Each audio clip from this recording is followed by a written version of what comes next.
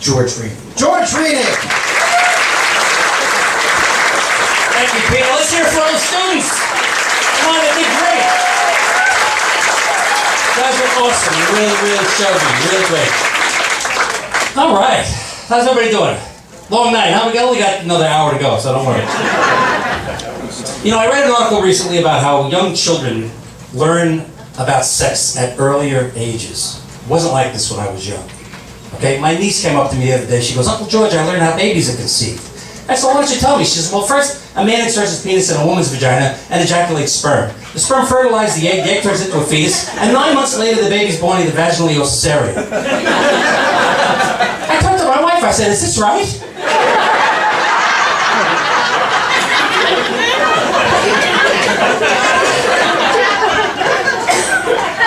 I don't know, kids have no respect. One of my sons downstairs, you know, he's playing video games with his friend, and I hear him yell out, what the fuck? I lost my mind. I ran downstairs, opened the door, and I said, what the fuck? Can't curse like that in my house. And besides, who gave you permission to use my bong? You know what that is, right? You used to have a bong, right? Come on, he probably still has a bong. But my wife got him good, though. She punished him. She found lesbian channel charges on the cable bill. Called him over. I said, come over here, you. Put my arm around him and I said, I owe you one.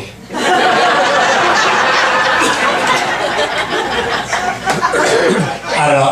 Maybe it's a trend, but I think people are having way too many children. My sister, lives in Chicago. She just had her 10th child. Yeah. And every time I say that, I see the women go like this. Can you imagine what that uterus looks like? It looks like that balloon you see in front of a car wash. It's the one that goes like this.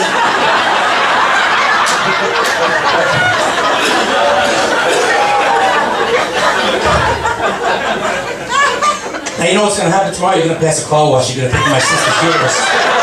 It's going to happen. It's going to happen.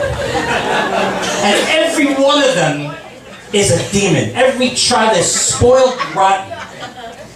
Right? She had like first word parties, first poop parties. I said, you know what kind of parties you should have had? You should have had pull-out parties.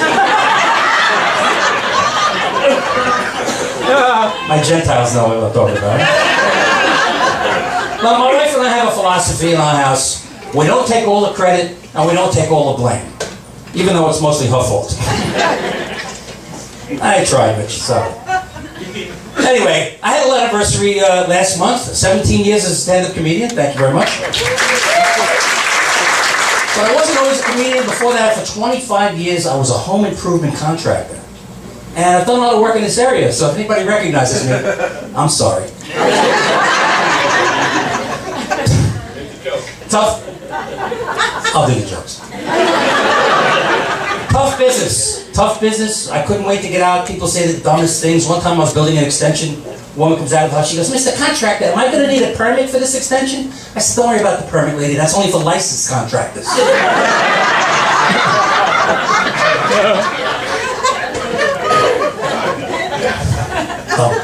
One time I used to hate the estimates, meet people for the first time. I was always nervous about that. A woman comes out of the house, she goes, I'm in Copic.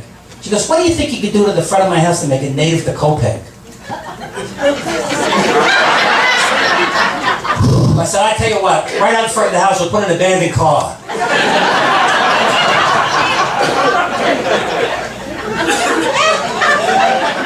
mean, how far back do you want to go? Maybe a teepee, I don't know what the fuck you want from me.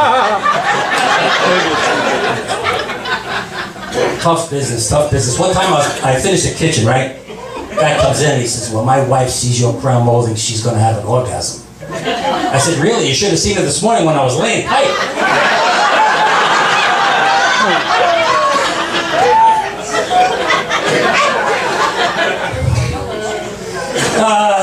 What else can I tell you about my miserable life? I can tell you. This November, I have an anniversary. I'll be married 35,000 years.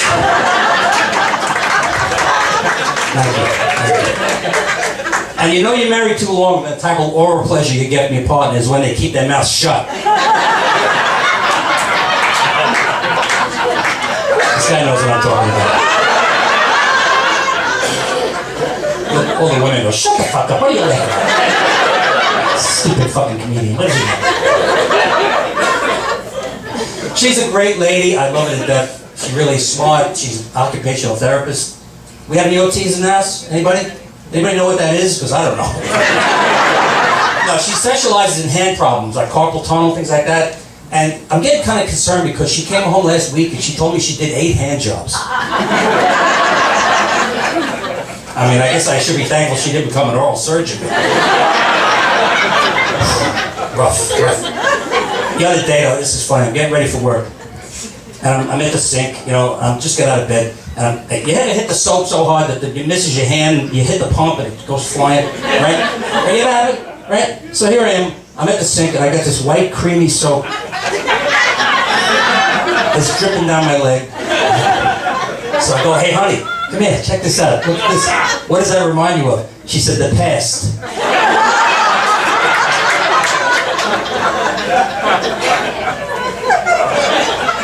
I got fed up. I said, how come you could go weeks without having sex?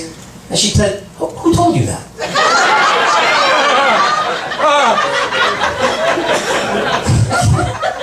That's a break. Oh, it's not easy getting old. It's not easy. It really isn't. I tell you, it's not for the timid. Am I right? You don't know, right? You're a young guy, right? What are you, 40, 7? You're 70 years old? God bless you. This guy's 70 years old. You look every minute of it. What's your name again? Larry, that's right, Larry. How you doing? Larry! He's the man. Larry's the man. He's the man tonight. Sitting in the death seat. But I had a doctor. I went to the doctor recently. I wasn't feeling so well. And I asked him, I said, what is this about this blue pill? So I get the prescription. Am I right? The blue pill? I'm like, is this your wife? Is this your wife? Is this you don't need that? No? She got a boyfriend? You don't need it. Is this your wife? It's pretty good, right? The blue pill. 40 years. You too, man. You and Rick. I mean, I tell you, it's a lot of, okay. Well, I really don't care. But anyway. So, I get the pill. I get the prescription home. I put the pill on the desk, you know, and I'm all excited about this blue pill, right? So just for the hell of it, for old time's sake, I crushed it up and I snorted it.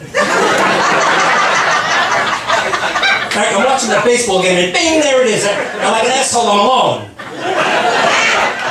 I'm like, now what do I do, right? So I did something I hadn't done in a long time, and I smoked a joint. Now, Larry, and any other, oh, and this other gentleman, yeah, I know you're a Viagra agent. Right? I'm running around the house with this huge erection, and the pets are running, I'm knocking furniture over, just for the hell of it. I finished my extension, I had this thing, it's really hard, a little blood goes down. Just for the hell of it, I snaked the toilet. Don't ever smoke pot under the influence of Viagra. It looks so good, I almost ate it. So my wife comes home about 10 minutes later, she goes, oh honey, that's such a hard penis. Are those teeth marks? Thank you very much, ladies and gentlemen. My name is George Rini.